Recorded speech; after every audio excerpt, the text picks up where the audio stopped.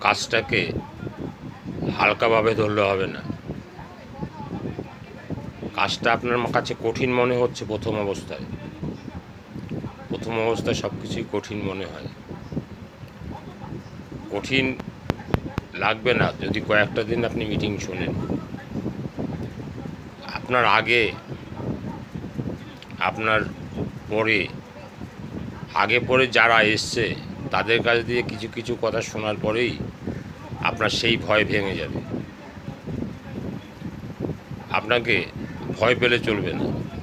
ভয় পেলে তো কোনো কাজই হয় না। ভয় পেলে না পারবেন সাইকেল চালানো শিখতে, না পারবেন সাঁতার শিখতে, না পারবেন পড়াশুনো শিখতে, কোনো কিছুই পারবেন না। তাই ভয় ত্যাগ করে অগ্রসর হতে হবে, সকলের সাথে মিশতে হবে, তবেই আপনার ভয় ভেঙে যাবে এবং কর্মে দক্ষতা আসবে।